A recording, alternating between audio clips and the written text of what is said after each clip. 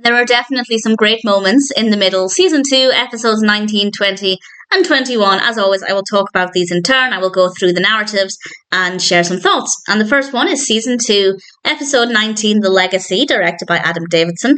There are 3 parts of the narrative. One involves Brick getting his cousin's hand-me-down clothes, and they're brilliant. And he's wearing this leather jacket, and he asks who the village people are. He's then wearing this suit, and he asks who Liberace is. I love it. I thought it was a really great, fun part of the narrative. Sue gets a trophy. She gets MVP, and it turns out everybody's getting an MVP trophy. She gets MVP for punctuality, and she's happy, she's delighted. And that's what I love about Sue. To everybody else, it's a bit of a pity trophy. But she finally got something that she can be proud of, and I thought that was wonderful. And then a dog steals it. And this is where Sue and I are different, because, well, I'm sure there are many reasons that Sue and I are different, but Sue was riding around the neighborhood showing off her trophy, which I don't have a problem with. But if I had something that I thought was the most precious thing ever, I would keep it locked away and hidden. But Sue was very proud of it, and she set it down on the ground, and a dog kind of ran away with it. And Brick and Sue go to the Glossners, because that's where it ends up, and they go into the garage to get it, and the garage door shuts on them, and Sue does this brilliantly executed roll out of the garage, and Brick gets left behind. And what he said was fantastic, because he said, "Don't let me die in these stupid clothes." I love it, because he's wearing his cousin's hand-me-downs, and he thinks the Glossners will kill him. And what happens is really sweet. Sue makes a couple of attempts to get Brick back from the Glossners. They refuse to give him up, and they say to him, "You can have your brother or your trophy." And Sue chose her brother, which was just so sweet and so lovely. And Brick managed to take the trophy apart and take a bit of it home anyway. So I really liked that part of the narrative. I thought it worked really well. And it also helped to show that while Sue was so proud of this material possession, all it represented was punctuality. But she was so proud of it. But when it came down to it, she loved her brother more, which is obviously a good message. And then we come to, I guess, the main part of the narrative. Axel is not allowed to play in the last game of the season because he keeps leaving his socks around, and Mike is so fed up. And credit to Frankie, that even though Frankie didn't agree with this punishment, in front of Axel, she supported Mike and backed up his decision. And I thought that that was brilliant. And they then begin to wonder that maybe Mike just did this so that Axel wouldn't break his record. He has a record for something. I don't play basketball. I don't necessarily understand, but I don't believe that. I don't think that's why Mike said Axel couldn't play. But now that they're thinking about it, maybe subconsciously there's something there. And they decide, Frankie and Mike, that if Axel gives them a reason, they can let him play. So Mike spends the bulk of the episode hinting that Axel can do something kind and helpful, and he might get to play again. For example, he said, "I'm not looking forward to cleaning those gutters." Obviously hoping Axel will say, "I'll do it if you let me play." Or maybe just, "I'll do it," hoping he'll say that. And Axel just doesn't pick up on any of it, which I'm not surprised about. And eventually, when they're just about to go and watch the game at school, Axel, they tell Axel what Mike was doing, and Axel says, "Well, sorry, I'm not a mind reader." And Mike latched onto that because Axel said the word sorry, even though he wasn't being sincere, and they let him play. Do I agree with that? I don't know. At the same time, I think his punishment was far too harsh. I don't think that should have been a fair punishment. Also because it's not just punishing Axel, it's punishing everybody who relies on him, so I don't think that was fair. So I don't hate the fact that he ultimately got to play, but I also don't think that letting him off with a punishment was the right idea, because it tells him that the punishment means nothing, which was also Mike's concern. So I guess they did the best with what they had in the moment. And we find out that Axel broke his record. And Mike said the B word, which I don't have a problem with, but I'm just really surprised. I watch a lot of older sitcoms, and I'm not used to swearing as much. Swearing becomes a little more common more recently. And he said, I don't want to say it on YouTube, I don't know if I'm allowed to say it on YouTube, but he said, "I can't believe the little B word broke my record," which I was really surprised about. And we have a lovely moment at the end with Mike and Axel both playing basketball, and it was really sweet. And Axel was talking about maybe one day his child will beat his record, his own record, and it was a lovely moment. So The Legacy was a really, really great episode. We then come to season 2, episode 20, Royal Wedding, directed by Ken Whittingham. And this obviously takes place at the royal wedding. And like many people, I remember it very, very well. I remember watching it. And Frankie is very, very excited. We'll come to Frankie in a second, though. We do have some subplots. First of all, due to work cutbacks. I was trying to say work cutbacks at the quarry. And due to cutbacks at the quarry, there are no more pretzels. And everybody's really unhappy about this. And the padding is decent. It's not a particularly enjoyable part of the episode, but it's decent enough padding, and I don't mind it.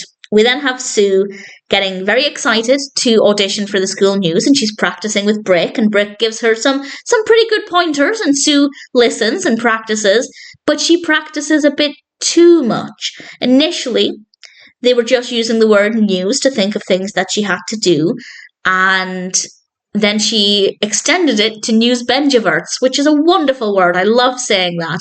And every letter stands for something else that she has to remember. Enunciate and gesture and nod. And she kind of does it all at once. And it doesn't go according to plan. But then somebody who works for the school news realises that her handwriting is great. And she gets to write the cards and holds up the cue cards. And I thought that was really lovely. So at least she got to do something that worked well for her. Then we come back to the royal wedding. Frankie learns that she can buy a television and return it within a certain time frame, no questions asked. So she decides to buy this giant television. And it didn't go in the direction I expected. I couldn't remember this episode. I remember the general concept, but it's been about a decade, maybe longer, since I watched it. And I couldn't remember exactly what happened, and I thought the television would get broken and they couldn't return it, because that would be a very heck thing to happen. And initially, that did seem like where the direction was going. On the morning of the royal wedding, Frankie has to get up at like 3 o'clock, because obviously it's in the UK, and the time difference means that it's starting in the middle of the night for her. And it's not working. The television isn't working. In a panic, she gets everybody up. They finally manage to get it working. She quite rightly has a bit of an outburst, because everybody's saying it's stupid, it's just the royal wedding, why do you have to have a royal wedding plate? And she points out, well, everybody else gets to have their things around the home, they get to have sports memorabilia, why can't she have this one thing? And she absolutely can. And they kind of realise that, yeah, this wasn't how we should have behaved, and this TV's still not working properly. She's smashed the wedding plate. She goes to bed. They fix the TV, they wake her up, and she can't see. This is not the direction I thought it was going in. She got pink eye. We very briefly get a flashback to when she was in the store and this child tried on these glasses. I don't know if they were like 3D glasses or something. And then Frankie tries them on and the kid had pink eye, and it made me feel really, really sick. A good lesson in just not putting things on in a store, because you never know if a child with pink eye has worn them as well. And they all sit on the sofa and Frankie can't see anything, and Axel pretends they fixed her plate, and Mike describes Kate's dress, and it was ultimately lovely. But I felt genuinely sad for her that she didn't get to watch it. It's all she wanted. Frankie doesn't ask for much, usually, and all she wanted was to watch the royal wedding. And because of some kid with pink eye and her decision to try on the glasses, she wasn't able to, and it was genuinely heartbreaking, but a nice little piece of history there as well. So a really great episode. And then the final one, I don't have too many thoughts on this one, but I really enjoyed it. This is season 2, episode 21, Mother's Day 2, directed by Leisha Latchamel. And Mike and the kids had forgotten it's almost Mother's Day, so at the last minute they come up with the perfect gift. They're going to give her peace. They're going to go out of the house for the day. She can have the place to herself. She's very happy about this. They go to Brown County, and Frankie's day at home is a disaster. And it just goes from bad to worse, and the day's gone before she knows it.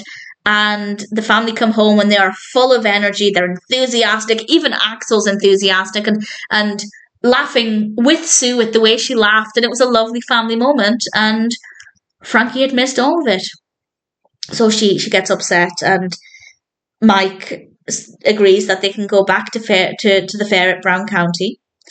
And they do. Unfortunately, Mike forgot he agreed to having a play date with Brick's friend, so his friend comes along, which is fine. They didn't have to include that; it still would have worked as well. But it was something just a little bit extra to make Frankie's day go terrible because, well, the fair wasn't there anymore. It was just for Mother's Day. They were packing everything up, and Sue spends the entire episode going back and forth to the gift shop trying to find out what to buy. They can't take the old timey photographs properly. It's just a disaster. They're not serving food anymore. That was just for Mother's Day.